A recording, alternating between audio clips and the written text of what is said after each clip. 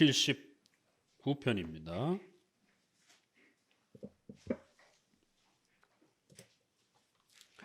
시편 79편, 80편 두 편을 함께 보도록 합니다. 79편 1절을 읽어봅니다. 제가 봉독합니다. 하나님이여, 열방이 주의 기업에 들어와서 주의 성전을 더럽히고 예루살렘을 돌무더기가 되게 하였나이다. 80장 1절도 봉독해보면요, 요셉을 양떼같이 인도하시는 이스라엘의 목자여, 귀를 기울이소서. 그룹 사이에 좌정하신 자여, 빛을 비치소서. 아멘. 79편, 80편은 섭리의 또 새로운 면들을 우리에게 가르치면서 그동안 우리가 배웠던 섭리의 여러 가지 그 내용들을 또 요약하면서 가르치고 있습니다. 이렇게 섭리는 우리가 40편 때에서 보았던 것처럼, 그리고 또 이제 70편 때에서 또 다시 한번 여러 장을 통해서 섭리의 본질, 섭리의 또 요소, 또 섭리가 어떻게 작동되는지, 또 섭리에 있어서 성도들이 고난을 당할 때에 또 여러 가지 그러한 파악하는 방법들, 이렇게 섭리는 여러 중요한 내용들이 있기 때문에 시편은 이 부분을 부지런히 우리에게 가르치고 있는 것을 알 수가 있습니다. 79편, 80편은 분위기가 상당히 이렇게 비슷합니다. 교회가 핍박을 당하고 고난을 당하는 이제 이러한 장면들이 비슷하고요. 그런데 하나님께서도 어느 때까지 하나님 이렇게 우리가 고난 당해야 됩니까?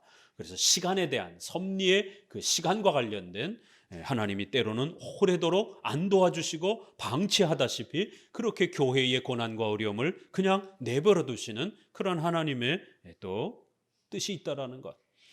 악인들이 창궐하고 악인들이 더 잘 되는 그런 때가 있다라는 것. 이거 신적 정의라고 그랬죠. 왜 하나님은 이 땅에 악인들이 창궐하고 더 잘 되게 내버려 두시는가? 이 신적 정의에 대한 문제도 또 일부 다루기도 합니다. 그러면서 이렇게 우리가 고난받는 이유는 우리의 죄 때문입니다 라고 하면서 또 고난의 4가지 이유 중에 또 죄 때문에 고난받는다. 그리고는 그 우리의 연약함과 실수와 죄조차도 우리를 성장시키기 위한 성화의 그러한 목적으로 하나님께서 또 사용하실 것이다라고 하는 소망으로 이제 나아갑니다. 이렇게 섭리의 다양한 면들을 그동안 우리가 배웠던 부분들을 또 집약해서 소개하고 있습니다.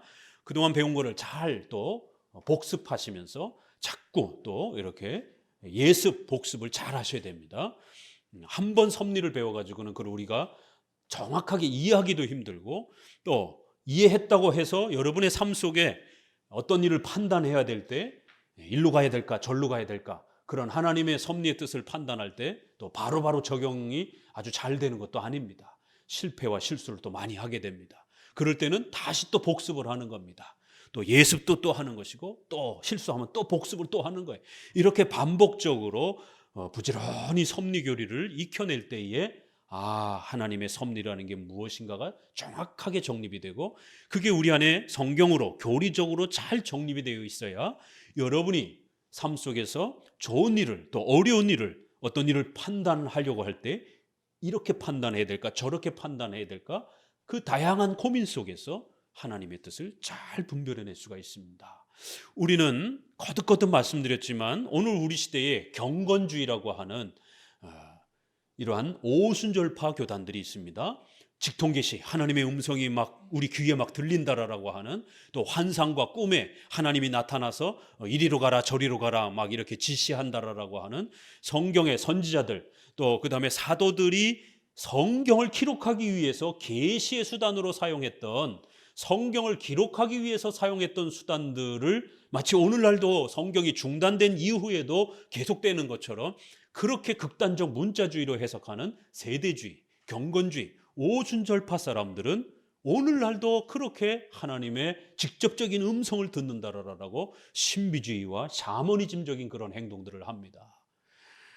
그렇지만 우리 장로교는 절대로 그러한 샤머니즘적이고 미신적이고 그러한 이상한 종교체험적인 그런 신비주의의 행동을 해서는 안 됩니다. 성경이 66권 기록되고 난 이후에는 이 성경을 읽으면서 깨달으면서 성령께서 우리의 마음을 인도해 주시고 깨우쳐 주셔서 이 성경을 잘 이해하고 그 성경의 뜻을 파악해서 적용하는 방식으로 하나님의 섭리의 뜻을 깨닫게 하신다라는 거예요. 그래서 성경에 무지하면 절대로 하나님의 뜻을 여러분의 일상생활 속에서 분별할 수가 없습니다. 하나님은 오늘날 여러분에게 누구야 이렇게 부르지 않습니다. 이러한 간증과 이런 경험들 많이 이야기하는데 이거 다 가짜입니다. 사울아 사울아, 이건 사울에게만 그렇게 부르신 것이고 사울을 사도로 부르기 위한 그러한 특별한, 왜요? 그때는 아직 성경이 기록되던 시절이기 때문에 그걸 읽고 마치 자기도 꿈속에서 환상 속에서 누구야 누구야 이쪽으로 가서 집을 사라, 이쪽으로 가서 누구랑 결혼을 해라, 이렇게 인도하지 않습니다. 그건 미신입니다. 그건 샤머니즘입니다. 그러면서 돈을 요구하고 무슨 기도문을 써주고 이러면 이게 부적이 되는 것이에요. 이게 중세시대 로마 카톨릭이 그렇게 했던 이 신부들의 악행들입니다.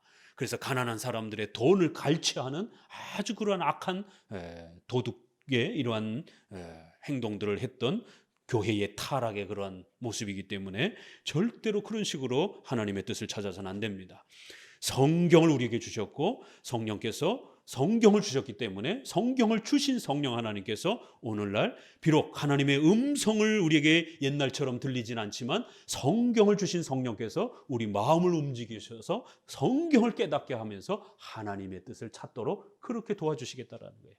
이게 더 확실한 방법이라고, 이게 더 명확한 방법이라고, 이게 음성 듣는 것보다 이게 더 정확한 방법이라고 베드로전서는 그렇게 표현합니다. 오늘 우리에게 훨씬 더 밝은 그러한 빛이 있다라고 하면서 오직 성경을 통해서 하나님의 뜻을 찾고 분별하는 것이 과거에 우리가 하나님의 음성을 듣고 이랬던 것보다 훨씬 더 명확한 것이다, 이렇게 이야기합니다. 자, 이제 오늘은 그러면 이 두 편을 통해서 하나님의 이 섭리가 우리가 뭔가를 선택하고 결정해야 될 때 수동적인가 능동적인가, 이러한 제목으로 섭리의 또 실천적인 그런 면들을 살펴보도록 합니다. 하나님의 섭리가 수동적인가 능동적인가, 이 말은 여러분이 하나님께 기도하면서 결혼, 또 투자, 또 이사, 또 자녀 교육, 여러 가지 직장의 문제를 기도할 때에 대부분 어떻게 기도하느냐 하면 대부분 80% 이상이 하나님 저에게 좋은 배우자를 보내주세요. 제가 눈을 딱 떴을 때 배우자가 제 옆에 있기를 원합니다. 하나님 부자가 되게 해주세요. 제가 투자를 할 때에 이제 고르는 종목이 또 고르는 또 이런 투자 행위가 하나님 앞에서 잘 되게 해주세요. 그리고는 그 모든 그러한 좋은 열매가 다 이루어질 때까지 기다립니다. 기도했으니까 기다려봐야지. 자칫 내 마음대로 막 하려고 하다가 그르칠 수 있으니까 기도한 다음에 기다려봐야지. 이것도 나쁜 태도는 아니에요. 일부 맞습니다. 그런데 이렇게만 행동하면 문제가 되는 거예요. 기도만 하고 아무것도 하지도 않고 기다리기만 하는 거예요. 그렇게 되면 수동적이 돼버립니다. 우리 스스로가 수동적이 돼버려요. 아무것도 안 하잖아요. 기도만 하는 거예요. 뭔가 여러분이 바라는 기도를 할 때 그 기도의 어떤 내용들이 거의 7, 80% 이루어질 때를 확인하고 그리고 난 다음에 움직입니다. 대부분의 성도들이. 여러분이 어디를 이사를 가려고 해요. 그런데 내가 하나님께 간절히 기도했는데 갑자기 어떤 예기치 못한 누가 주변에서 갑자기 어디로 한번 이사 가볼래? 이러면서 추천을 해. 왜 하필이면 이때 이 사람이 나에게 이런 추천을 할까? 알아보니까 상당히 괜찮아요. 이게 하나님의 뜻인가 보다. 그리고 재정을 또 준비를 해야 되는데 또 친척이 누가 또 회사에서 보너스가 갑자기 나왔어요. 그럼 이거 집 구하라는 이번에 하나님의 뜻인가 보다. 이렇게 뭔가 다 마련되어질 때까지 기다리면서 그게 거의 한 80% 정도 마련될 때 움직입니다. 직장을 갈 때도 마찬가지. 어느 직장을 하나님 제가 가야 되겠습니까? 막 많이 고민하고 기도하다가 누가 우리 직장으로 와볼래? 라고 이렇게 추천을 하는 것이. 내가 기도하고 있었는데 딱 맞춰서 누가 추천을 한 것이. 여기가 하나님이 인도하신 직장인가 보다. 그렇게 모든 형편이 내가 기도하던 그 내용들이 대부분 다 마련될 때까지 기다려요. 이 방법이 틀린 건 아닌데 이것만 사용하게 되면 나태해지고 게을러집니다. 아무것도 안 하고 있어요. 기도만 해요. 하늘에서 감이 떨어질 때까지 그냥 기다리기만 하는 거예요. 본인은 아무것도 안 하는 거예요. 기도만 하는 것이. 여기에 문제가 있어요. 일부 맞지만 이것은 조심해야 된다라는 거. 그래서 수동적인 그러한 방식으로 하나님의 뜻을 찾는 것이 대부분 많이 이렇게 알려져 있어서 이것만 하나님의 뜻인 것처럼 그렇게 성도들이 많이 이 방법을 사용합니다. 그래서 우리가 기도원에 올라가고 막 답답한 일이 있으면은 이런 것들도 기도해야 됩니다. 그러나 기도원에만 가는 거예요. 그래서 기도원에서 내려오면 뭔가 짜잔하고 뭔가 이렇게 다 이렇게 이제 마련되어질 때를 기대하면서 기다리는 거예요. 그게 안 주어지면 한 발짝도 나아가지 않습니다. 그래서 수동적이라는 거예요. 뭔가 하나님이 나에게 다 마련해 줄 때까지 기다리는 거예요. 근데 이건요, 초신자, 새신자 때는 하나님이 이렇게 많이 역사해 줍니다. 왜냐하면 아직 연약하기 때문에 하나님이 밥상을 다 차려주십니다. 그리고 얘야 먹어라 라고 이렇게 하는 것처럼 우리 신앙인의 어떤 어려움들을 하나님이 다 해결해 주시면서 10% 정도만 이제 우리 성도들이 결단해서 움직일 수 있도록 그 환경을 다 조성해 줍니다. 정말 예기치 못했던 어떤 그런 상황들이 재정적인 것, 또 주변의 도움, 일가 친척의 이런 여러 가지 도움들 다 마련이 됩니다. 이거 이때도 내가 안 움직이면 이거 하나님 앞에 불순종하는 것 같겠다. 이제 이런 마음을 가지고 결단하면서 이렇게 움직입니다. 여러분 최근에 직장을 옮기신 분도 있고 또 가게를 창업하신 분들도 계셔요. 또 이제 결혼을 또 이달에 하시는 분들도 있고 이렇게 우리 의식주와 관련해서 다양한 선택들을 하시고 또 최근에 교회를 한마음교회를 선택해서 오신 분도 계십니다. 어떤 마음으로 그런 선택들을 하셨습니까? 뭔가 빛이 갑자기 반짝하고 동쪽으로 막 이렇게 가리켰습니까? 어떤 의도와 마음으로 그런 선택과 결정을 했습니까? 그 선택과 결정이 과연 정말 하나님의 뜻입니까? 그거 어떻게 확신합니까? 그러니까 신비주의에 자꾸 빠지는 거예요. 음성 들어야 돼. 뭐 방언을 막 하다가 뭔가 확 떠올라. 그런 어떤 외적인 그런 어떤 표시를 자꾸 받고 싶은 거예요. 인간이 연약하다 보니까. 신의 어떤 사인을 자꾸 받고 싶은 것이.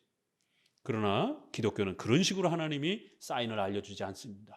성경을 통해서만이 알려주는 거예요. 그런 사인은 기독교와 샤머니즘을 섞어가지고 미신적인 부적을 사용하는 성경을 부적처럼도 사용할 수가 있습니다. 그런 행동들이기 때문에 조심하셔야 됩니다. 자, 이렇게 섭리란 우리의 의식주의 삶 속에서 어떤 게 하나님의 뜻인가를 결정해야 되는 아주 중요한 그 마지막 순간에 하나님의 뜻을 알려주는 중요한 원리란 말이에요. 그래서 부지런히 배우셔야 됩니다. 여러분은 매일매일 다양한 선택들을 이렇게 행하여 갈 때에 수동적으로만 선택하셔서는 안 된다는 거예요. 물론 수동적인 방식으로도 하나님이 우리를 인도하십니다. 그러나 섭리에는 능동적인 방식도 있다는 걸 꼭 명심하셔야 됩니다. 능동적인 방법이란 뭘까요? 어떤 형편이 마련되지 않았어도 십계명을 열심히 공부하고 그 십계명의 그러한 원칙을 순종하려고 여러분의 형편 안에서 주어진 만큼 최선을 다해서 노력하는 거예요. 그런 외적인 형편이 준비되어 있지 않아도 이걸 내가 해야 되겠다라고 마음 먹으시면 그게 십계명에 위배되지 않으면 당장 하셔야 돼요. 이게 능동적인 원리입니다. 아주 쉬운 예로 우리가 이제 11월 달까지 건축헌금을 마쳤잖아요. 이게 보통은 우리가 어떤 헌금을 하고 이렇게 교회의 중요한 일들에 참여를 할 때 자신이 형편이 어려우니까 나는 형편이 어려우니까 하나님께서 섭리적으로 안 해도 되겠지 이렇게 해석을 하는 거예요. 수동적으로. 아니요, 그렇게 해석하면 안 돼요. 우리 장로교는 섭리신앙을 가르치기 때문에 기복주의처럼 성도들의 돈을 막 뜯어내다시피, 성도들의 어려운 형편을 고려하지 않고 막 뜯어내다시피 그렇게 강제로 막 헌금을 막 이렇게 유도하고 막 이렇게 하지 않습니다. 그러나 그렇다고 해서 자유주의자들처럼 교회의 헌금을 그냥 무슨 기부금, 회비 내듯이 이렇게 하지 않습니다. 헌금이라고 합니다. 헌금이란 용어도 어떤 목회자들은 이 용어도 좀 너무 낮은 표현이다. 봉헌이라고 이렇게 표현하자라고, 이렇게 높이 받쳐서 드린다라는. 그래서 교회는 헌금의 원리를 잘 가르쳐줘야 성도들이 재정적으로 자립하고 또 재정적으로 혜택을 누립니다. 그렇기 때문에 교회가 헌금을 성도들 눈치 보면서 안 가르쳐도 문제가 되고, 그렇다고 너무나 돈을 뜯어내는 것처럼 이렇게 강요 형태로 또 그렇게도 안 됩니다. 자, 그러면 돈은 굉장히 민감한 거잖아요. 그럴 때 수동적과 능동적이 어떻게 나타나나 보세요. 경제적 형편이 안 돼요. 그러면 이번엔 내가 경제적 형편이 어려우니까 헌금을 안 해도 되겠구나, 이러면서 하나님의 뜻이 이번엔 내가 안 해도 되는 거겠지 하고 문을 닫아버려요. 그러면 교회가 어떤 중요한 신앙적 사업을 하려고 할 때에, 특별히 우리 장로교 같은 경우는 그런 큰 사업을 자주 하지 않기 때문에 큰 재정이 자주 들어가는 걸 자주 하지 않습니다. 일상적인 것들은 이렇게 우리가 평범하게 진행하지만, 교회 예배당을 이전한다든가 무슨 선교지 개척을 한다든가 또 교회 분립을 한다든가 이런 것은 뭐 한 5년에 한 번, 10년에 한 번 있을까 말까 한 그런 일들이잖아요. 그러니까 어떤 그 10년 만에 이루어질 어떤 일들이 교회 안에서 중요한 행사로 결정이 되게 되면 당회는 그것을 하나님의 뜻이라고 결정하는 것이에요. 그런데 성도들이 안 참여해요. 그러면 그 때를 놓쳐버리게 되는 겁니다. 분명히 하나님께서는 당회를 통해서 교회의 중요한 유형교회 사업으로 뭔가를 결정하게 하셨고, 그래서 우리가 지난번 장로 정치가 그런 거예요. 땅에서 뭔가를 결정하면 그게 하늘의 결정으로 하나님 그렇게 인정해 주겠다라는 거예요. 하나님은 오늘날 교회 누구 분리 개척해줘라, 어디 선교 개척해줘라, 예배당 이전해라, 이거 음성으로 말씀하지 않습니다. 이건 다 당회가 판단하고 결정하는 것이에요.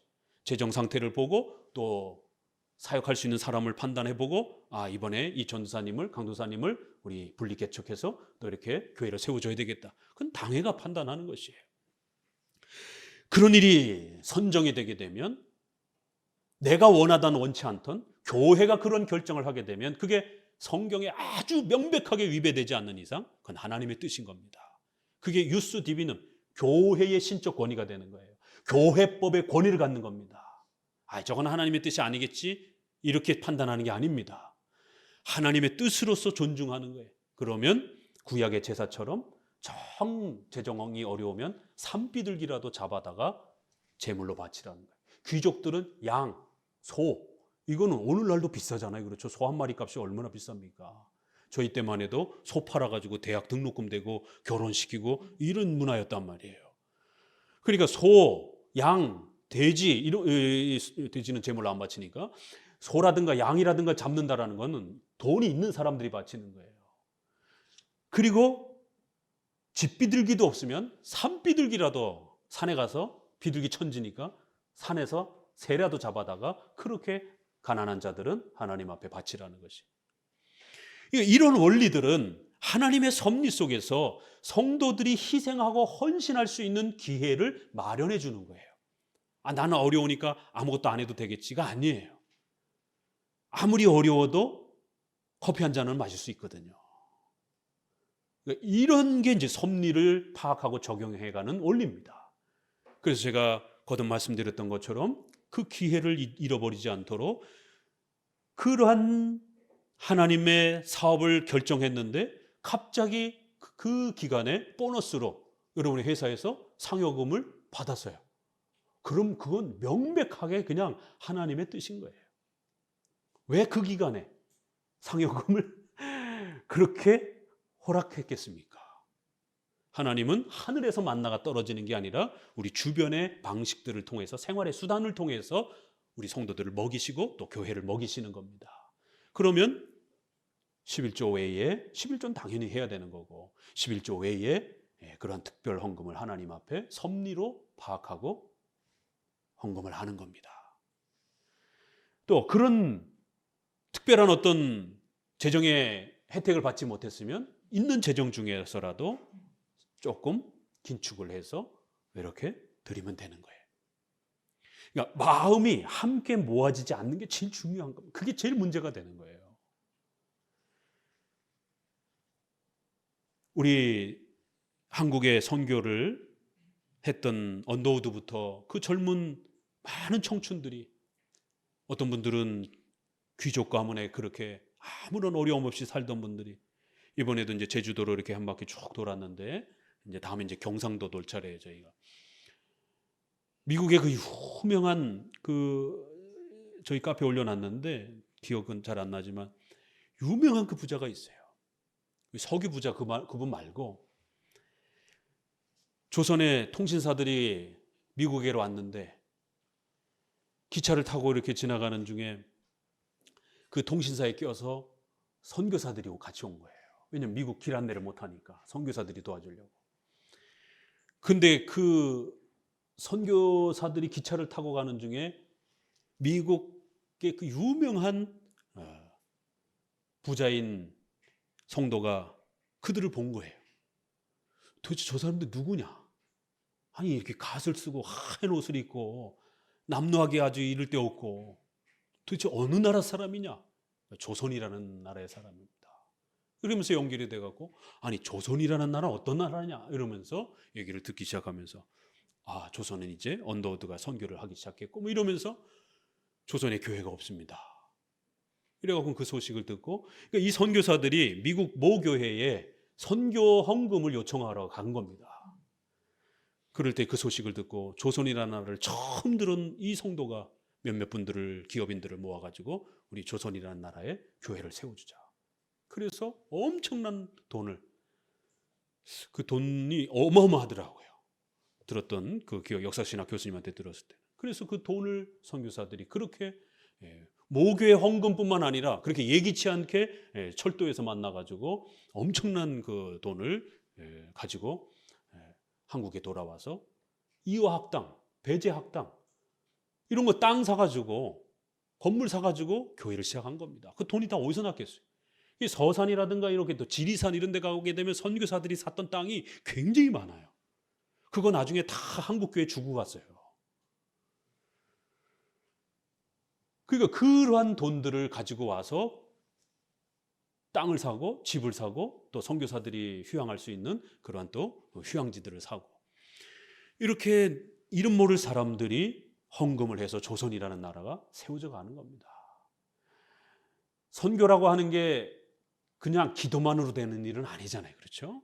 거기에 반드시 누군가에 또 가야 되는 사람도 있고, 삶을 헌신해야 되는 사람도 있고, 또 재정적으로 또 필요한 것들을 채워야 되는 선교사들이 가서 먹고 살아야 될 것 아니겠습니까? 이런 모든 하나님의 섭리의 역사가, 교회가 어떤 일을 결정하게 되면 성도들이 거기에 하나님의 뜻인 줄 알고 참여하는 거예요. 이건 공적으로 판단하는 겁니다. 능동적으로. 그렇게 공적으로 능동적으로 하나님의 뜻이 선언이 되게 되면 무조건 해야 됩니다. 그때 참여를 하지 않게 되면 본인에게도 복이 이제 사라져가는 거예요. 본인이 어려울 때 하나님은 안 도와주시겠다라고 말하는 거예요. 비례 법칙이기 때문에 고린도 후서 8장, 9장, 10장에 보게 되면 인색하지 말라 이런 표현들이 나오잖아요.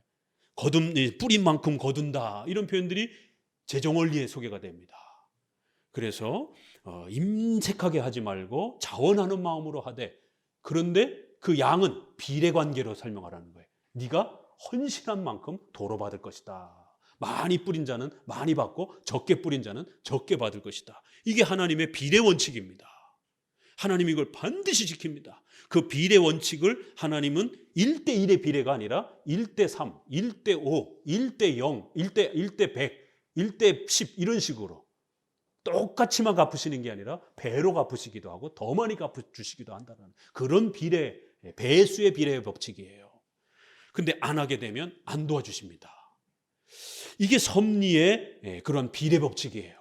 그럴 때에 공적으로 뭔가를 판단했으면 공적으로 참여를 하고, 또 능동적으로 참여를 하는 거예요. 하나님의 뜻인 줄 알고. 주관적으로 판단하는 일은 약간 뒤로 밀리는 겁니다. 왜요? 공적인 일이기 때문에. 주관적인 일은 여러분의 양심의 판단 속에서, 개인적인 일 속에서 주관적인 작동이 판단이 되는 거예요. 그럴 때는 주관적으로 여러분들이 판단하시면 되는 겁니다. 자, 그렇기 때문에 이러한 중요한 일들이 이렇게 선언이 되게 되면 적은 금액이라도 그 하나님의 역사에 함께 참여하셔야 되는 거예요. 그래야 나중에 하나님이, 여러분이 재정이 어렵다든가, 여러분이 질병의 어떤 어려움을 겪는다든가, 여러분이 어떤 필요를 가지고 하나님께 기도할 때 하나님이 도와주시는 것이죠. 여러분은 아무것도 안 하면서 하나님 앞에만 달라고만 요구하면 이건 비례 법칙에 맞지가 않아요. 하나님께서는 섭리를 언약으로 그렇게 통치해 가십니다. 절대 주권자이심에도 불구하고 우리와 쌍방으로 언약을 맺으면서 그렇게 행위 언약, 은혜 언약을 집행하시잖아요. 우리가 나태하고 게을러질까 봐 언약의 방식으로 네가 이만큼 하면 내가 도와주고, 이게 약속의 방식인 거예요. 그래서 이 부분이 섭리로 삶 속에도 적용이 될 때 삶에도 마찬가지예요. 삶에도 약속의 방식으로 그렇게 집행이 되어집니다. 그렇기 때문에 십계명이라는 약속을 주시고 너희가 이걸 잘 참여하게 되면 거기에 대한 보상으로 이만큼 주겠다라는 거예요. 너희가 이것을 어기게 되면 거기에 대한 책망으로 안 주시겠다라는 거예요. 이게 바로 십계명을 기준으로 해서 또 그렇게 약속의 형태로 섭리가 작동이 되는 겁니다. 그러면 십계명에서 거짓말을 하지 말라, 그러면 거짓말 안 하셔야 됩니다. 능동적으로 거짓말 안 하셔야 됩니다. 그러나 때로는 거짓말을 해야 되는 부득이함이 있다라고 지난번 우리가 또 말씀을 드렸죠. 십계명 원칙 원리에서. 그러니까 이것은 수동적인 것이죠. 어쩔 수 없이 거짓말의 어떤 형편을 지켜봐야 되는, 다른 계명을 이렇게 더 우선시, 생명 계명을, 신앙 계명을 더 우선시 지키기 위해서 뭔가를 포기해야 되는 그런 일이 벌어집니다. 그래서 상황을 좀 더 깊이 지켜보면서 기다려야 돼요. 이런 수동적인 태도가 있을 수 있어요. 그래서 아주 부득이함을 어쩔 수 없이 적용해 줄 때가 있습니다. 그러나 대부분은 능동적으로 적용하는 겁니다. 50대 50이라고 딱 나누기도 힘들어요. 수동적, 능동적. 그건 그때그때의 어떤 상황에 따라 달라지고 좀 더 능동적인 게 훨씬 많습니다. 십계명이라는 원칙이 있기 때문에 거짓말하면 안 되는 거예요. 능동적으로 거짓말을 안 하려고 열심히 노력하셔야 되는 겁니다. 8계명 열심히 노력해서 저축하고 투자하고 열심히 경제활동을 하려고 능동적으로 움직이셔야 되는 거예요. 하나님 부자가 되게 해주세요. 기도원에 가서 기도만 하고 계시면 안 되는 겁니다. 하나님은 반드시 우리의 노력과 또 투자와 열심과 희생과 근검 전략을 통해서 우리에게 부를 만들어 주십니다. 근데 부를 만들어 주시는데 갑자기 누가 찾아와 가지고 얘 내가 도와줄게, 이런 식으로 모든 어떤 좋은 경제 환경이 다 완벽하게 마련될 때까지, 그런 때까지 기다리면 안 됩니다. 이건 수동적이에요.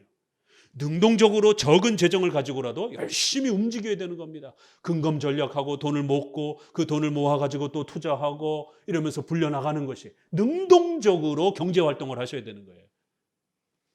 이렇게 섭리에는 수동적인 것과 능동적인 상황이 교차되어져 가면서 우리 성도들을 훈련시킵니다. 그래서 초신자 때는 조금 더 수동적인 경우가 많고, 성도들이 성장해 갈수록 당연히 어떻게 하겠어요? 능동적인 경우가 훨씬 많습니다. 그래서 여러분이 적극적으로 뭔가를 계획하고 십계명에 맞게 열심히 행동을 취하고 한 걸음 용기 있게 믿음으로 나가고 결단하고 행동하고 이러면 열매가 주어져요. 아직 상황이 그걸 할 만한 형편이 안 되어도 십계명에 맞춰서 이게 옳은 일이라 생각하면 하셔야 돼요. 능동적으로 참여하시고 능동적으로 일하세요. 그러면 환경이 뒤따라 만들어집니다. 환경이 만들어질 때까지 기다리지 마시고 환경을 만들어 가시라는 거예요. 그러면 더 좋은 환경으로 변화되어져 갑니다. 이런 부분들을 잘 이해하셔야 됩니다. 그래서 이렇게 교회 재정과 관련해서도 굉장히 민감한 부분이지만 성도들이 하나님의 섭리를 잘 따라 움직여야 된다는 거예요. 공식적인 부분은 우리가 11월 달로 이제 맞추고 결산보고를 합니다. 이후에도 아직은 이제 우리가 대출이라는 큰 재정이 남았기 때문에 또 형편 되시는 만큼 조금씩 참여하시면 돼요. 이런 부분들은 우리가 앞으로 교회를 또 분립 개척을 한다든가, 또 선교지에 어떤 그러한 또 선교사를 파송해서 도와준다든가, 교회는 이 땅에 유형교회를 세우기 위한 많은 또 일들을 필요로 합니다. 그럴 때마다 또 큰 재정이 들어가고요. 그러면 그런 일에 또 교회가 공적으로 선택을 하게 되면 성도들은 함께 또 참여하는 것이에요. 그러면 아주 놀라운 역사들이 일어납니다. 갑자기 회사에서 우수사원으로 선정이 돼가지고 보너스가 평년에 비해서 훨씬 더 많이 나온다든가, 또 본인이 투자했던 어떤 종목이 갑자기 그 회사가 잘 돼가지고 막 2배, 3배 막 이렇게 급상승하면서 어떤 상승의 이러한 또 투자의 혜택을 본다든가, 또 땅을 사놨던 땅이 아주 1,000만 원, 2,000만 원도 안 되던 땅도 보지도 않던 이런 동네가 갑자기 거기에서 시에서 개발을 한다고 그러면서 그 지역이 일대가 막 개발 급등이 일어나는 또 이런 부분들을 우리 장로교는 무조건 불로소득이라고 비판하지 않습니다. 합법적으로 이렇게 우리가 여러 부분들을 재산 취득을 했던 것이 그런 도시개발이라든가 이런 걸 통해서 그것이 상승이 되고 이런 것들은 그 자산 가치를 우리가 불법으로 올린 게 아니기 때문에 그런 그 혜택을 또 성도들이 적당하게 취하는 것은 우리가 비성경적으로 책망하지 않습니다. 그런 일들이 얼마든지 일어날 수가 있어요. 근데 어떤 땅은 사놨는데 10년, 20년이 지나도 아무리 지나도 개발이라든가 이런 어떤 주변에 좋은 이런 내용이 하나도 없어요. 그러면 왜 하나님이 그렇게 하시는가? 돌아보셔야 되는 거예요. 그건 우리가 뭔가 주변에 또 교회에 내가 참여하는 교회에 이러한 중요한 재정적인 일이 있을 때 내가 안 참여한 거예요. 그러면 그런 경제적인 마이너스를 오래도록 겪습니다. 이게 하나님의 비례 법칙이라는 겁니다. 그런데 어떤 경우는 또 내가 팔고 싶어도 못 팔게 하시는, 이게 섭리에 실제적으로 이런 일들이 일어납니다. 이건 아주 실천적인 얘기들. 아무리 팔려고 해도요, 여러분이 갖고 있는 조그만 땅이나 집 매매가 안 돼요. 오는 사람마다 산다고 했다가 돌아가서 저 마음이 바뀌었습니다, 안 사겠습니다, 이런 경우들이 허다합니다. 그것은 첫 번째는 죄 때문이고, 두 번째는 성화의 목적, 네 번째 하나님의 영광을 드러내기 위한 목적, 두 번째 목적을 위해서 쓰기 위해서 그래요. 아직은 팔 때가 아니라는 거예요. 못 팔게 하시는 거예요. 그랬다가 하나님이 원하시는 때에 좋은 매매자가 나타나서 아주 좋은 금액으로 거래가 되도록 그렇게 개발붐이 불면서 성도에게 혜택을 주는 겁니다. 그러면 그 성도가 그 혜택을 받아서 자신의 또 거처도 마련하고 또 교회도 섬길 수 있는 좋은 기회로 그 때에 사용하도록 하나님이 이때는 못 팔게 만드는 거예요. 참 이런 일들이 비일비재합니다. 우리가 먼저 구예배당, 이 구예배당 말고 전 구의 예배당 성남 구시가지에 있을 때에 거기에 지하를 마련할 때도 그렇고, 또 그거를 이렇게 매매를 하는 과정에서도 그렇고, 이렇게 매매를 할까 말까 이런 고민을 할 때도 그랬고, 도대체 개발을 한다 그랬더니만 언제 개발하는가 이러면서 지쳐가지고 그냥 조금 이득 보고 그냥 매매해서 어디 딴 데로 갈까. 근데 보러 오는 사람도 별로 없고, 그래서 그냥 내버려 둔 거예요. 근데 그게 성남시의 개발의 순차에 1순위 1차 개발에 딱 맞으면서 막 그 주변 지역이 막 급등하기 시작하게 되는, 그래서 저희가 그때 샀던 그러한 작은 지하 건물이 이렇게 분당으로 이사를 올 수 있는 그런 혜택을 누리게 된 겁니다. 성남 구시가지가 얼마나 된다고 분당으로 이사를 올 수가 있겠습니까?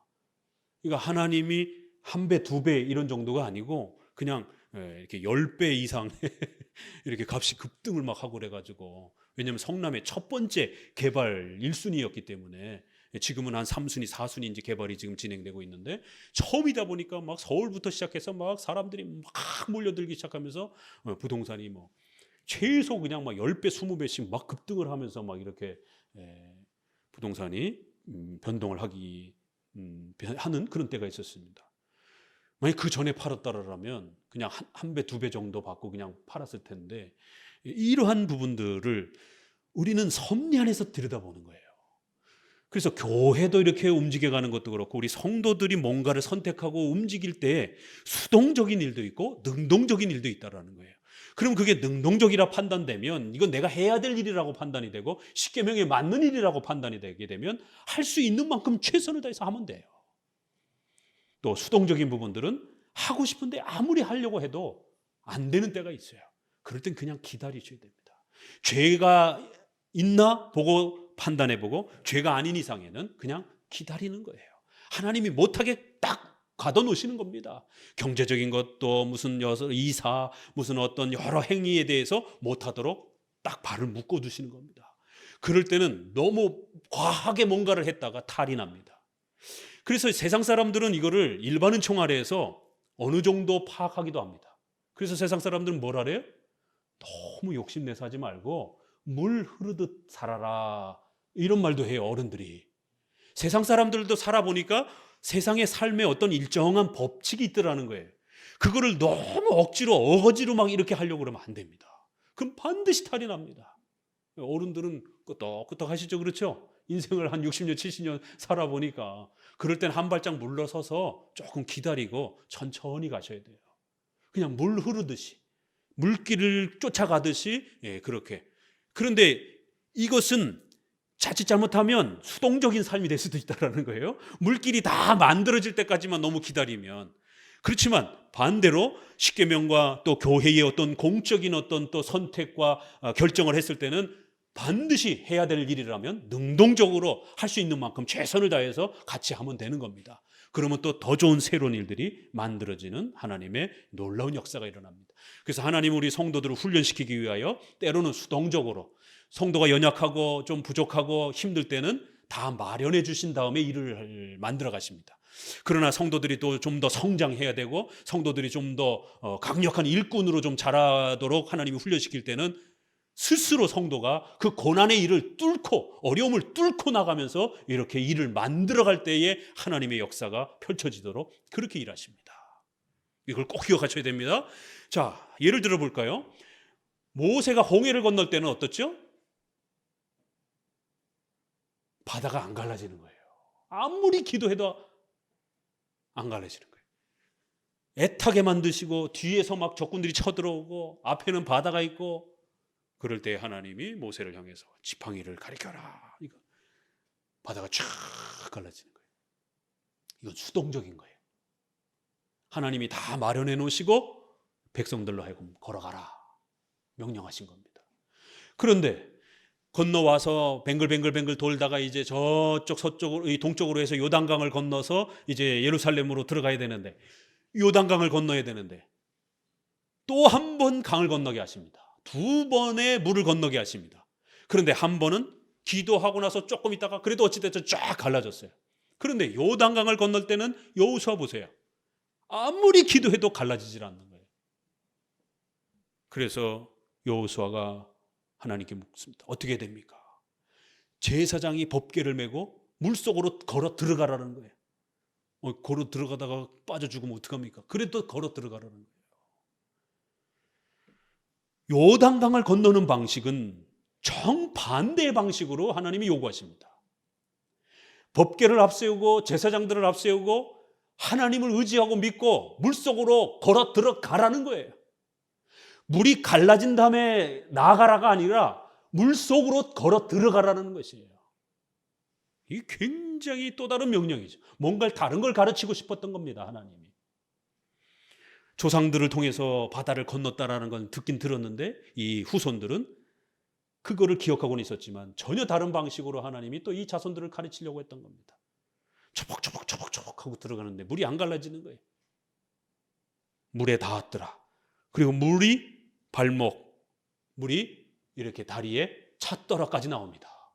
그래서 정확히 어느 정도 찼는지 우리가 알 수 없기 때문에 수치가 이렇게 구약에는 이렇게 두리뭉실하게 표현하니까 이게 발목에서 이 무릎 정도 사이 대략 구약자들은 그렇게 추측을 합니다. 그러니까 상당히 그래도 깊이 들어간 거예요. 물이 다리에 잠길 때까지 들어간 겁니다. 근데도 안 갈라지는 거예요. 그리고 나서 이제 물이 갈라지기 시작합니다.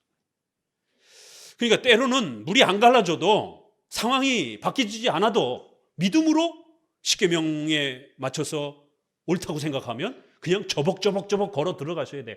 나중에 열릴 줄 믿습니다 하고 저벅저벅 걸어 들어가야 될 때도 있다라는 거예요. 어떨 때는 하나님이 다 문을 열어주시고 난 다음에 들어가라라고 하는 때도 있지만, 어떨 때는 여러분이 스스로 용기를 내서 그 어려움 하나도 해결 안 됐어요. 그래도 믿고, 십계명을 믿고 하나님의 도우심을 믿고 뚫고 들어가셔야 된다는 거예요. 자, 이제 이러한 그 수동적인 섭리와 능동적인 섭리에 대해서 좀 여러분에게 실천적으로 좀 더 잘 이해할 수 있도록 그렇게 좀 설명을 먼저 드리고요. 79편을 한번 보면, 본문의 내용은 우리가 그동안 계속 배웠던 거기 때문에 의외로 쉽습니다. 하나님이여, 열방이 주의 기업에 들어와서 주의 성전을 더럽히고 예루살렘으로 돌무더기가 되게 하였나이다. 저희가 주의 종들의 시체를 공중에 새게 밥으로 주며 주의 성도들의 육체를 땅에 짐승에게 주며 그들의 피를 예루살렘 사면에 물같이 흘렸나이다. 그들을 매장하는 자가 없나이다. 얼마나 참혹합니까? 성도들이 고난을 받을 때 세상의 성도들의 시체를 공중에 새에게 주고 땅에 짐승에게 주고 그 성도들의 피가 예루살렘 사면에 흩어지도록, 그런 고통과 어려움을 하나님께서 교회에게 허락할 때가 있다는 거예요. 왜 이런 어려움이 찾아오는가? 자, 섭리에서 고난 찾아오면 네 가지를 빨리 추적해야 된다 그랬어요. 나의 죄 때문에, 성화 때문에, 사탄의 공격 때문에, 하나님의 영광의 목적 때문에. 자, 그럼 도대체 어떤 이유 때문인가를 좀 더 읽어보면 5절 같이 읽어봅니다. 여호와여, 어느 때까지니까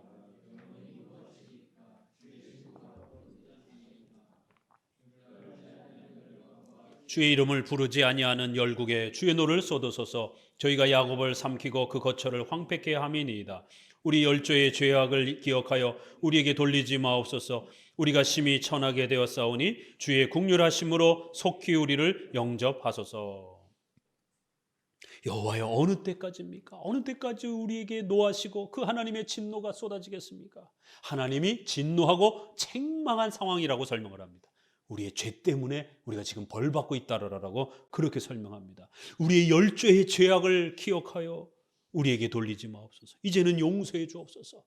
바로 죄 때문에 이런 일이 벌어졌다라고 그렇게 소개합니다. 우리 구원의 하나님이여, 주의 이름의 영광을 위하여 우리를 도우시며 주의 이름을 위하여 우리를 건지시며 우리 죄를 사하소서. 우리 죄 때문에 이런 일이 벌어졌습니다. 어찌하여 열방으로 저희 하나님이 어디 있느냐 말하게 하리이까? 주의 종들의 피 흘림 당함을 보수를 우리의 목전에 열방 중에 알리소서. 갇힌 자의 탄식으로 주의 앞에 이르게 하시며 죽이기로 정한 자를 주의 크신 능력을 따라 보존하소서. 주여, 우리 이웃이 주를 회방한 그 회방을 저희 품에 7배나 갚으소서. 그리하면 주의 백성 곧 주의 기르신 양 된 우리는 영원히 주께 감사하며 주의 영예를 대대히 전하리이다. 79편은 우리의 죄 때문에 때로는 우리가 시체가 되어 들짐승에 그렇게 먹잇감이 될 정도로 엄청난 고통을 겪는 이런 하나님의 진노와 책망을 받을 수 있다는 것을 보여줍니다. 이럴 때는 십계명을 살피고 내가 뭘 잘못했는지를 빨리 추적해야 되는 겁니다. 여러분의 이러한 삶 속에서 어려움과 고난이 닥쳤습니다. 자, 그러면 십계명을 놓고 내 죄 때문이라고 판단이 된다면 모든 일을 멈추고 수동적으로 멈추셔야 되는 거예요. 하던 일들을 중단하셔야 되는 거예요. 그 일이 잘못됐기 때문에 하나님이 그런 엄청난 어려움을 주시는 겁니다. 빨리 중단하셔야 돼요. 죄 때문이라 파악된다면 여러분이 하려고 했던 의식주와 관련된 여러 경우들을 중단하시고 점검해 보셔야 됩니다. 수동적이 돼야 됩니다. 그럴 때는 돌진하면 안 됩니다. 큰일 납니다. 더 큰 책망과 어려움을 맞이하게 됩니다. 자, 그런데 아무리 십계명을 살펴봐도 딱히 내 죄라고 명백하게 이렇게 드러나지 않아요. 또 목사님하고 여쭤봐도 목사님도 딱히 뭐 이렇게 어떤 잘못을 여러분의 개인적 삶에 지적하거나 또 교회의 어떤 권징을 통해서 여러분을 책망하거나 그러지 않았습니다. 그러면 두 번째 단계로 넘어가는 겁니다. 성화의 목적으로 좀 더 공적인 하나님의 영광을 드러내기 위한 어떤 그 수단으로 삼기 위해서, 하나님이 도구로 삼기 위해서 그렇게 또 고난이 우리에게 찾아올 수 있어요. 자, 그럴 때는 돌진하셔야 돼요. 능동적으로 바뀌어야 됩니다. 이거 판단하는 게 어려워요. 갑자기 어려움이 찾아왔습니다. 그럼 멈춰야 되는가? 뚫고 나가야 되는가? 둘 중에 하나를 선택하셔야 됩니다. 명백하게 죄된 어떤 나의 내용이 드러난다라면 멈추셔야 돼요. 잘못된 방법을 사용하고 있었던 겁니다. 목사님도 늘 걱정스러워가지고 전화로 개인적으로 또 이렇게 신방 오셔가지고 이거 이렇게 하시면 안 됩니다. 이거 이렇게 하면은 굉장히 위험할 수 있습니다. 이렇게 자꾸 이런 권면을 했다라면 이제 그제서야 그런 권면들이 마음에 들어오면서 내가 잘못 선택했구나. 빨리 중단하셔야 돼요. 그런데 아무리 기도하고 다시 십계명을 뒤져보고 살피고 묵상해봐도 또 목사님과 함께 권면을 또 듣고 살펴봐도 딱히 어떤 잘못된 내용을 이렇게 말씀하시지 않고 또 드러나지 않습니다. 그러면 이 고난은 잠시 어려움으로 찾아온 거예요. 사탄이 여러분을 어렵게 하는 거예요. 그럴 때는 지금 하고 있는 일이 옳은 일이라고 생각하고 뚫고 가시는 겁니다. 어려워도 중간에 포기하지 마시고 계속 뚫고 가셔야 되는 겁니다. 근데 이거 거꾸로 적용하게 되면 큰일 납니다. 멈춰야 되는데 자기가 잘하는 줄 알고 막 더 뚫고 나가게 되면 나중에 하나님 앞에 더 큰 진노와 책망을 받습니다. 거꾸로도 마찬가지죠. 그래서 어렵다라는 겁니다. 그래서 부지런히 훈련하셔야 되는 거예요. 처음 배울 때는 실패도 많이 하고 잘못 적용하기도 많이 합니다. 괜찮아요. 다시 또 연습하면 되니까. 하나님은 작은 훈련들을 통해서 우리를 훈련시키고 난 다음에 여러분의 나중에 결혼, 큰 재정의 투자, 또 이러한 직장의 문제, 이런 덩어리가 큰 문제들은 좀 더 나중에 훈련된 다음에 하나님이 그 열매들을 주십니다. 처음부터 그렇게 하지 않아요. 처음에는 좀 더 작은 그런 실수와 이러한 미스를 통해서 우리가 배우면서 이렇게 할 때는 내가 멈춰야 되는구나. 이렇게 할 땐 내가 좀 더 뚫고 나가야 되는구나. 이런 거를 스스로 배우며 가면서 축적하는 거예요. 경험들을. 그러다 보면 이제 나중에 좀 더 큰 여러분의 인생을 좌우하는 어떤 큰 선택을 해야 될 때가 다가옵니다. 그럴 때는 이제 훨씬 더 신중하게 잘할 수 있게 되는 겁니다. 이런 모든 일들은 단지 우리를 잘되게 하려고 하는 게 아니라, 우리를 잘 먹고 잘 살게 하려고 하는 게 아니라, 9절을 같이 읽습니다. 우리 구원의 하나님이여 주의 이름의 영광을 위하여 우리를 도우시며 주의 이름을 위하여 우리를 건지시며 우리 죄를 사하소서. 뭐라고 기도하죠? 우리가 잘 먹고 잘 살기 위해서 하나님 회복해 주세요. 하나님 내가 세상 떵떵거리며 살도록 하나님 나를 빨리 좀 높여주세요. 이렇게 기도하지 않습니다. 그렇죠? 하나님 자신을 위하여, 주님의 이름의 영광을 위하여 우리를 도와주옵소서. 주의 이름을 위하여 우리를 건져 주옵소서. 우리가 잘 되는 것, 우리가 회복되는 것, 그거 내가 혼자 잘 먹고 잘 사는 것 목적으로 하는 것이 아니라 우리 하나님의 영광을 위하여, 하나님의 교회를 도울 수 있다라면, 또 내가 이웃을 도울 수 있다라면, 하나님 나의 이 경제적 어려움이, 나의 이 질병적 어려움이 회복되어지기를 원합니다. 지금 우리 질병의 치료를 위해서 기도하시는 분들이 있어요. 아주 딱히 어떤 이렇게 병명이 나와 있지 않는 상황에서 어떤 하나님의 섭리 가운데 또 이렇게 훈련을 목적으로 질병이 찾아올 수도 있습니다. 그럴 때는 멈추는 게 아니라 뚫고 나가는 거예요. 어떤 질병이 찾아왔어요. 그러면 죄에 대한 어떤 문제를 살피고 또 일반은총을 사용해서 병원에 가서 치료를 열심히 행하는 겁니다. 그런데도 잘 안 나요. 특별히 어떤 의료적인 어떤 혜택도 크게 바로 효과가 안 나타납니다. 그러면 기다려야 돼요.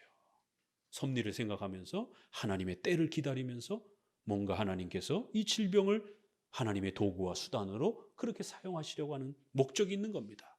그러면 뚫고 가는 거예요. 그러면서 기도하는 겁니다. 하나님, 병이 낫기를 원합니다. 인간은 본능적으로 병이 낫기를 원합니다. 그러나 단지 거기만 머물러 있으면 불신자들도 그렇게 기도해요. 그렇게 또 어디 가서 미신적 행위를 합니다. 크리스찬이 그 정도 수준에 머물러 있으면 안 된다라는 거예요. 몸이 낫기를 위해서도 기도해야 되고, 몸이 나아서 가족들을 돌보고 또 이웃을 살펴볼 수 있고, 또 하나님의 교회를 돌아볼 수 있고, 하나님의 영광을 위하여 그렇게 사역하고 섬길 수 있도록, 하나님 자신을 위하여, 주의 이름의 영광을 위하여, 주님의 이름을 위하여 우리의 삶이 쓰여질 수 있도록 하나님 도와주세요. 단지 나만 잘 먹고 잘 살기 위함이 아니라 제가 회복됨으로 하나님의 영광과 하나님의 이름이 훨씬 더 높이 드러날 수만 있다라면 하나님 저를 회복시켜 주옵소서.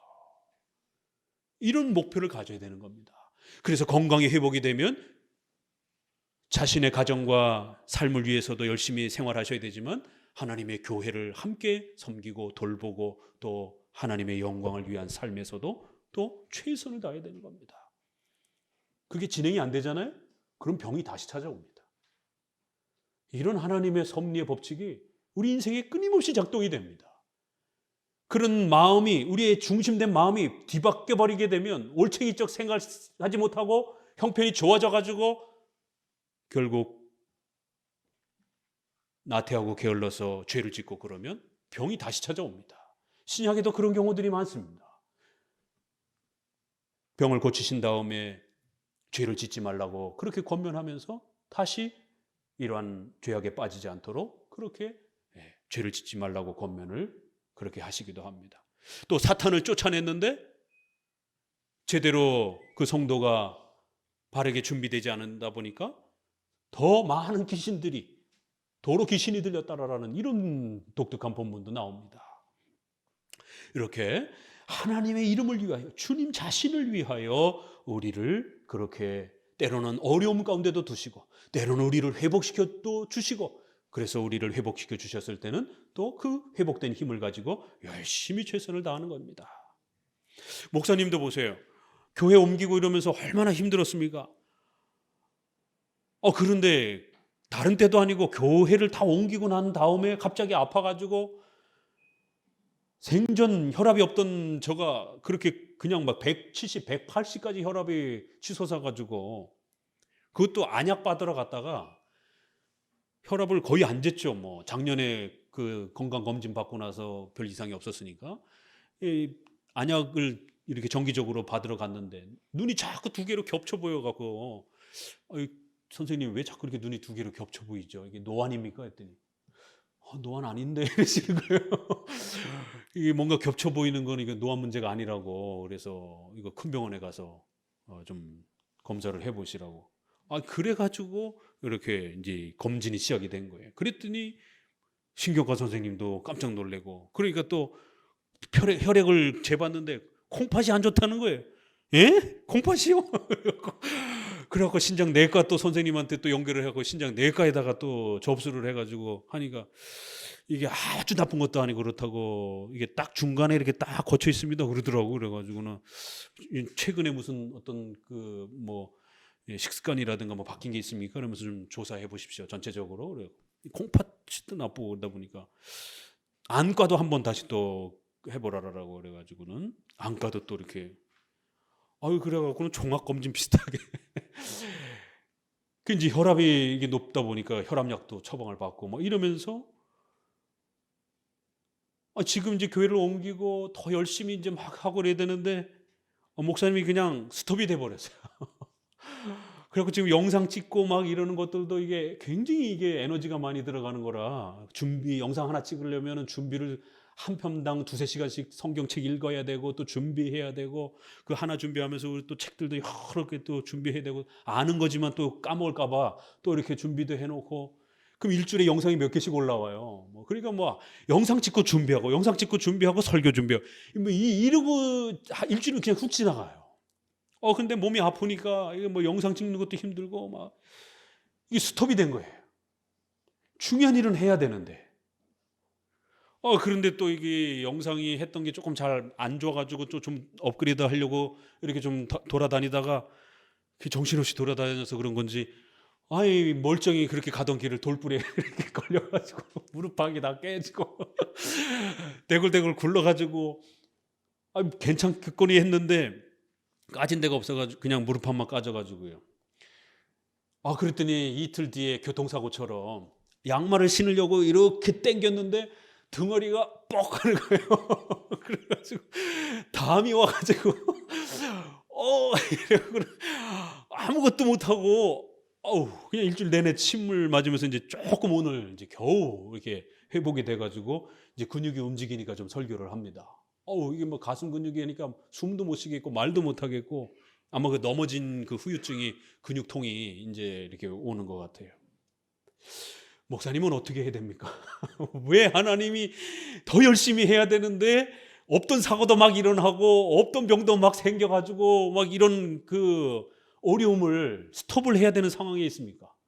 그럼 목사님은 이때 잘 됐다, 쉬어야 되겠다. 이럴 수는 없잖아요. 지금 계속 영상을 보시는 분들, 영상 보고 지금 상담 신청하시는 분들 주중에도 계속 상담 오고 너무 좋다라고 이렇게 설교에 이렇게 또 질문도 하시고, 그럼 저는 이걸 멈출 수는 없는 거예요. 이건 해야 되는 일이기 때문에 능동적으로 해야 되는 겁니다. 그렇죠? 안 할 수 없는 일이에요. 이건 뭐 제가 죄 때문에 이걸 안 할 수 있는 문제가 아니잖아요. 목회자 스스로도 섭리를 살피는 겁니다. 이거 내가 뭔 죄 때문인가? 이게 이제 성화의 목적, 목사님도 또 훈련 받는 거죠. 또 사탄이 교회를 옮기고 나면 이제 우리 어른들은 조금 그런 얘기 많이 들어보셨죠? 좋은 일 뒤에 어려운 일 찾아온다. 이게 일반은 총알에도 이런, 왜요? 사탄이 방해하기 위해서. 교회가 성장하고 이렇게 잘 되고 이러는 걸 사탄이 호락호락 가만두겠습니까? 제일 먼저는 목사님을 한번 흔들어 보는 거예요. 목사님이 아파서 누워버리게 되면 일단 설교가 물을 못하고 예배를 못하잖아요. 그 다음에 교회 장로나 안수집사나 이런 중요한 또 인물들 또 흔들어 보기도 하고, 그래서 좋은 일 뒤에는 더 단단하게 성도들이 바짝 긴장해서 기도하고 흐트러지지 않도록, 느슨해지지 않도록 바짝 긴장하면서 또 그 시기를 또 잘 넘어가셔야 됩니다. 이렇게 섭리란 아주 생생하게 살아있는 하나님의 통치와 다스림이기 때문에 잘 깨어서 살펴야 된다는 거예요. 그래서 저는 어찌됐든 병원은 다녀야 되고 치료는 받아야 되고 또 이렇게 적극적으로 또 치료 행위를 수용을 하고, 그러면서도 또 동영상 촬영이라든가 설교 준비라든가 또 이런 건 안 할 수가 없잖아요. 또 우리 성도들은 주일날 와서 또 목회자하고 중요한 상담을 원하는데 또 그 시간들을 나 아파 그냥 가 이럴 수도 없는 것이고, 그래도 일주일에 와서 한 번밖에 못 보는 거를 지난 주는 5팀인가요? 줄 서가지고 번호 뽑아가지고 기다릴 정도로 그렇게 서로 상담도 하고, 또 지난주에도 또 이렇게 늦게까지 또 이렇게 상담해드리고, 또 이번 주에도 결혼식도 있고 계속 또 이렇게 연속적으로 또 우리 입교 교육도 해야 되고, 이러다 보니까 병원 치료도 적극적으로 하면서 또 해야 할 일들은 부지런히 또 해야 되는 거예요. 그러니까 그 아픔의 시간들을 아직 다 해결은 안 됐지만, 몸이 다 낫지는 않았지만 그래도 어찌됐든 또 견뎌가는 것이죠. 그런데 놀라운 것은 다행히 신경과 검진을 받았는데 이렇게 쭉 MRI까지를 쭉 보더니만 크게 염려되는 막힐 만한 어떤 부분은 아직은 없습니다. 그러니까 신경 쪽은 걱정 안 하셔도 된다. 아유, 얼마나 감사합니까. 두 번째 콩팥 쪽으로 갔는데 이게 딱 나쁘다라고 할 수는 없고요. 뭔가 스트레스 때문에 잠깐 이렇게 또 콩팥이 이렇게 나쁜 수치가 나올 수도 있습니다. 그래서 정밀 또 콩팥 피 검사를 또 했는데 괜찮습니다. 이 정도면은.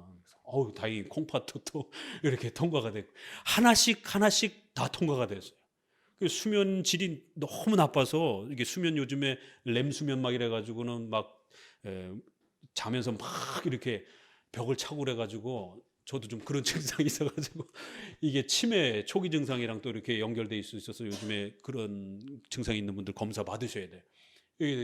검사를 받았더니 그 수치가 나오더라고요. 그래서 하루 자면서 이렇게 수면질 검사를 딱 하는데 다른 건 다 괜찮은데 목사님이 자꾸 이렇게 주무시면서 다리를 이렇게 1시간에 30번, 4번을 다리를 이렇게 타닥타닥 이렇게 떨듯이 이렇게 자꾸 친다라는 거예요. 요건 좀 나쁜 증상이다라고 하면서 다른 건 다 괜찮다 그러시더라고요. 그래서 이거 어떻게 치료를 해야 되냐 했더니 요거는 도파민이라고 하는 호르몬이 좀 부족할 때 이런 현상이 나타납니다. 그래서 도파민 약 치료를 좀 받으셔야 됩니다. 그럼 좋아질 겁니다. 이렇게 해서. 왜 우리가 우울증 같은 경우 뭐 세라토닌이 이렇게 햇볕 못 봐가지고 이런 것처럼 이렇게 다양한 또 호르몬의 이렇게 불균형 때문에 또 이렇게 증상이 찾아오기도 하는 거예요. 그래도 얼마나 감사해요. 큰 병이 아니니까. 그러니까 하나님의 섭리란 그런 거예요. 이렇게 딱 긴장하게 만드시면서도 또 이렇게 큰 병은 아닌 거예요. 하나씩 검사했던 것들이 그래도 다 뭐 특별히 이렇게 문제가 되는 건 이제 아니고, 그 이제 최종적으로 안과가 이제 남아가지고 안과 이렇게 검사를 이제 했더니만 이렇게 전부 한 1시간 가량을 쭉 검사를 하고 나더니만 이게 이제 뇌신경 쪽에서 문제가 없다고 하니까 그 증상은 아니고, 이렇게 쭉 살펴보니까 눈 근육에 뭐 8개인가 10개 근육이 양쪽에 있는데 왼쪽 근육 하나가 이렇게 좀 그 노화 현상 비슷하게 와서 이렇게 각도 조절을 잘 못해 가지고 이렇게 조리개 역할의 근육이 해줘야 되는데 그 근육 하나가 좀 이렇게 좀 문제가 생겼습니다. 그러더라고요.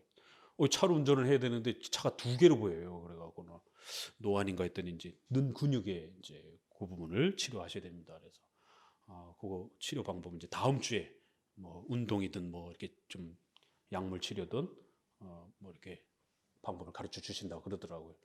그래도 다행히 또 그것도 안과 문제도 큰 병은 아니라서 이렇게 감사를 드립니다.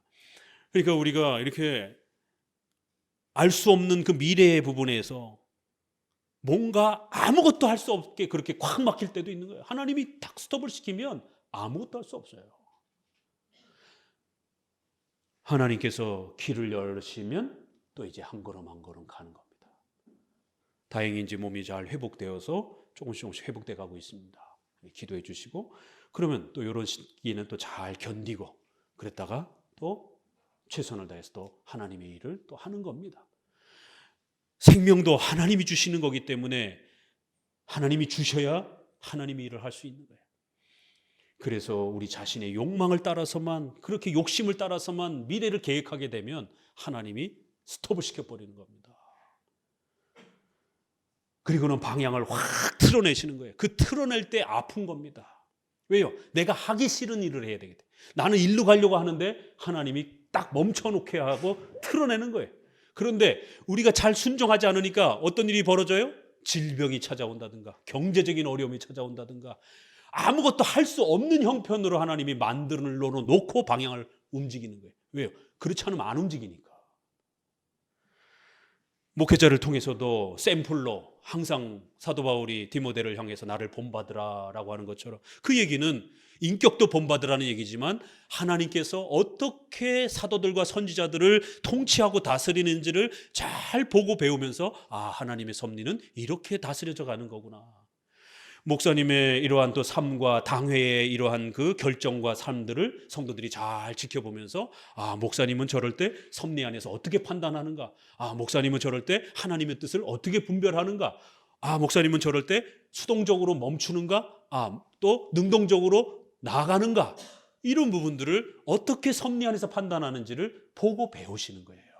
그러면서 또 한 걸음 한 걸음 나아가는 겁니다. 그러니까 저는 어쩔 수 없이 수동적으로 멈춰서 건강을 돌봐야 되는 상황도 있는 것이고, 또 그럼에도 불구하고 놓을 수도 없는, 또 지금 진행하고 있는 이런 여러 사업들은 또 끝날 때까지는 최소 이렇게 또 능동적으로 해야 할 일들은 또 계속 하면서 또 건강을 또 돌봐야 되는, 또 이 두 가지를 함께 수동적인 것과 능동적인 것을 또 이렇게 살펴갈 수밖에 없는 것이죠. 몸이 너무 아플 때는 좀 쉬어가면서 또 이렇게 할 수도 있는 것이에요. 수동적인 부분들을 좀 이렇게 수용하면서도 또 능동적인 부분들을 또 이렇게 진행해가는, 또 어떨 때는 능동적인 게 훨씬 더 적극적으로 이렇게 앞설 수도 있고, 또 어떨 때는 하나님이 확 모든 것을 멈춰서 스톱 시켜놔가지고 아무것도 못하고 그냥 병원에서 묵상만 하게 멀뚱멀뚱 이럴 때도 있는 겁니다. 묵상을 하도 안 하니까 병원에 누워가지고 묵상하는 거예요. 아무것도 못하면서. 그럴 때도 있는 겁니다. 그러면 병원에 누워 계셔서 성경 읽으면서 열심히 섭리 묵상하면서 지난 생애도 한번 쭉 돌이켜보고 뭐가 문제인가, 어디서부터 문제인가, 어디서부터 잘못됐는가, 뭘 해야 되는가, 이런 것들을 깊이 묵상하는 시간을 갖는 것입니다. 이렇게 하나님은 수동적인 것과 능동적인 시간들을 통해서 우리의 발걸음들을 이끌어 가신다는 거죠. 80장도 조금만 더 읽어보면요, 요셉을 양떼같이 인도하시는 이스라엘의 목자여 귀를 기울이소서, 그룹 사이에 자정하신 자여 빛을 비추소서. 요셉 얘기가 나오고요, 에브라임, 베냐민, 므낫세 앞에서 주의 그 능력을 나타내사 우리를 구원하러 오소서. 북이스라엘 지파의 모습을 소개합니다. 하나님이여 우리를 돌이키시고 주의 얼굴빛을 비치사 우리로 구원을 얻게 하소서. 하나님 돌이켜 주옵소서. 지금 하나님이 방향을 안쪽으로 바꾸셨기 때문에 그래요. 진노와 책망이 쏟아지는 방향으로 하나님이 방향을 만들어 놨기 때문에 이 방향을 바꾸어서 우리를 구원하는 쪽으로 하나님 돌이켜달라는, 하나님 방향을 바꿔달라고 기도하는 거예요. 그리고는 하나님의 얼굴빛을 우리에게 비춰달라고 요구합니다. 이제 얼굴빛이 계속 나옵니다. 그럼 우리가 이걸 문자적으로 하나님에게서 무슨 빛이 발산되는 건 아니에요. 이것은 소요리 문답 4문에 있는 것처럼 하나님은 어떤 분이십니까? 하나님은 영이시니 무한불변 영원하십니다. 그 존재와 지혜와 자비와 선하심이 하나님의 성품, 하나님의 속성을 말하는 것이죠. 바로 성경을 통해서 하나님이 어떤 분이신지를 우리가 말씀을 통해서 하나님의 속성을 잘 배우는, 더 깊이 깨닫는, 그래서 우리가 하나님을 더 잘 이해하게 해달라라는 기도인 거예요. 만군의 하나님 여호와여, 주의 백성의 기도에 대하여 어느 때까지 노하시리까? 자, 80장에는 돌이켜 주옵소서라는 표현과 하나님을 만군의 하나님이라고 많이 부릅니다. 전지전능하신 하나님, 이 섭리를 표현할 때는 이 만군의 하나님이라는 표현이 상당히 많이 나와요. 만군의 하나님, 어느 때까지 우리가 이 어려움에 처하고 어느 때까지 하나님 계속 이런 고난 가운데 있어야 됩니까? 5절, 주께서 저희를 눈물 양식으로 먹이시며 다량의 눈물을 마시게 하셨나이다. 우리로 우리 이웃에게 다툼거리가 되게 하시니 우리 원수들이 서러운나이다. 만군의 하나님이여, 우리를 돌이키시고 주의 얼굴빛을 비추사 우리로 구원을 얻게 하소서. 같은 표현이 계속 반복되죠. 눈물 양식으로 하나님이 우리를 먹이셨다라는 거예요. 누가 이렇게 했다고요? 표현이 좀 달라요. 적들이 우리를 이렇게 했습니다 라고 79장에는 그렇게 좀 더 표현을 해놨는데 80편에는 뭐라고 표현하고 있습니까? 하나님이 우리에게 눈물이 쏙 빠지도록 우리를 그런 형편에 두셨다, 이렇게 말하고 있는 거예요. 눈물을 양식 삼아 먹도록, 다량의 눈물을 흘리도록 하나님이 우리를 그런 어려움의 형편에 두셨다라고 이렇게 말합니다. 목사님이 이렇게 아프고 이런 예기치 못한 질병의 이런 부분들을 제가 원해서 이런 질병을 가진 건 아닙니다. 누가 이런 질병을 원하겠습니까? 하나님이 그 어려움의 시간들을, 질병의 아픔의 시간들을 우리에게 마시게 하시는 때가 있다라는 거예요. 그러면 돌이켜봐야 되는 겁니다. 우리로 우리 이웃에게 다툼거리가 되게 하셨다라는 거예요. 원수들이 웃도록 조롱하도록 우리가 그런 어려움에 처하도록 두셨다라는 거예요. 그러면 고난의 4가지 이유를 빨리 돌이켜봐야 되는 거죠. 8절 같이 읽어봅니다. 주께서 한 포도나무를 애굽에서 가져다가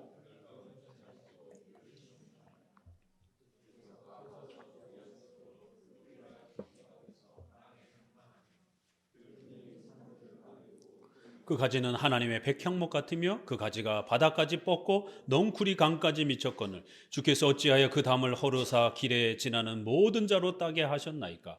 수풀의 돼지가 상해하며 들짐승이 먹나이다.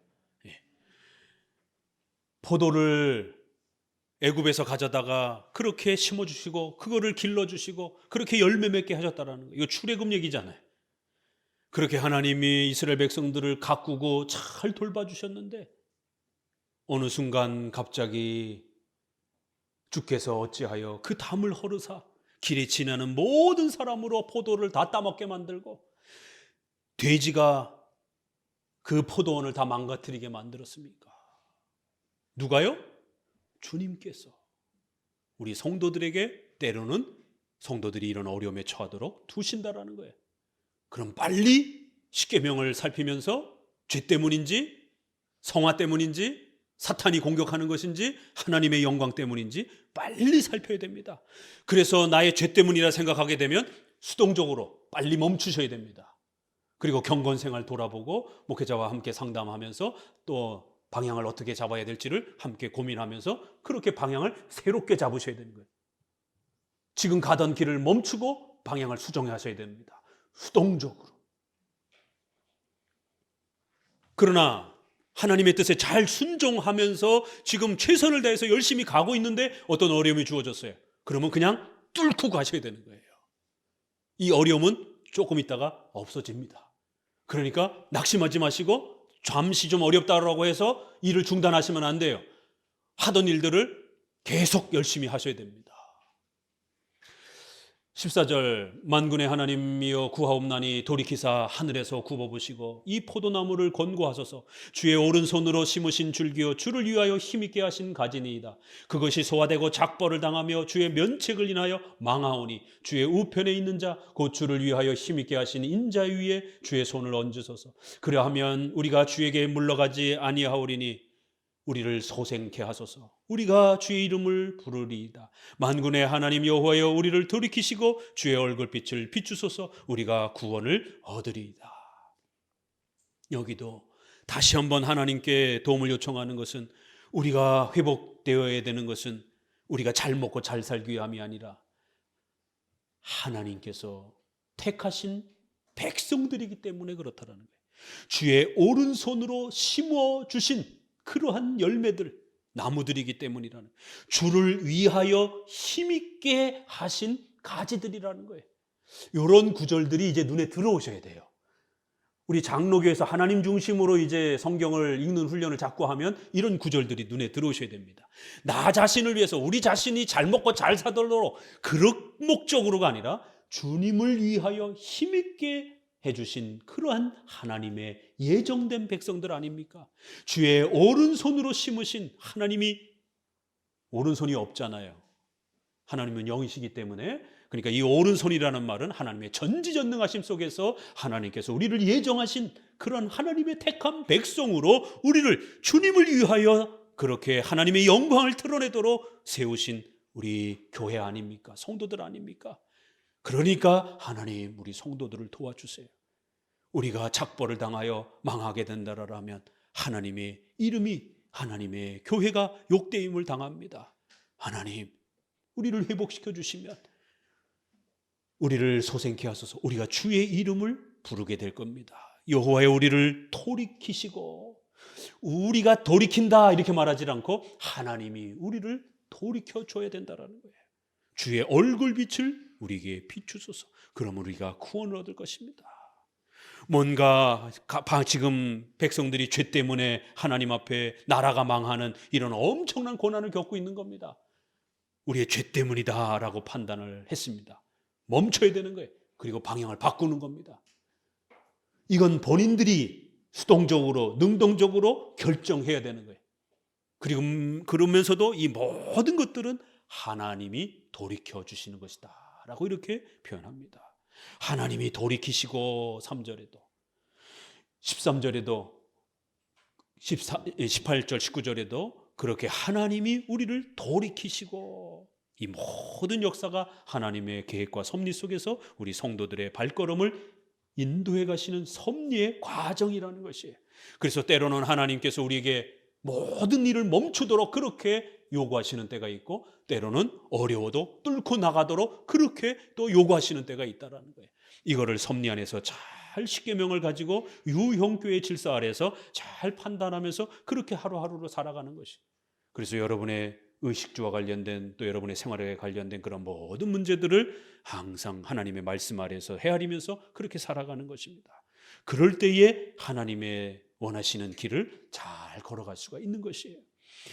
오늘 하나님의 섭리가 수동적인가 능동적인가, 이렇게 하나님은 두 가지 방식을 사용하셔서 때로는 아무것도 못하도록 그렇게 우리를 강제로 멈추게도 하시면서, 또 때로는 우리가 어려움이 와도 또 능동적으로 그런 또 옳은 일인 줄 알고 하나님의 뜻인 줄 알고 열심히 또 뚫고 나가면서 또 하나님의 일을 배워가는 또 그런 두 가지 면이 함께 작동되면서 섭리가 진행된다라는 것. 오늘 79편 80편에는 이와 같이 성도가 때로는 고난과 어려움에 처했을 때 멈춰야 되는 것인가, 아니면 뚫고 가야 되는 것인가, 79편 80편에는 그런 많은 섭리의 고민들을 하나님께서 방향을 어떻게 잡아주시는지에 대해서 헤아리려고 하고 살피려고 하는 그러한 섭리의 깊은 고민들이 기도 제목처럼 그렇게 쏟아져 나오고 있습니다. 오늘 이 시편의 말씀들을 통해서 다시 한번 섭리의 이 위대함들을 잘 여러분의 삶 속에 적용해 가시기를 주의 말씀으로 권면을 드립니다. 기도합니다.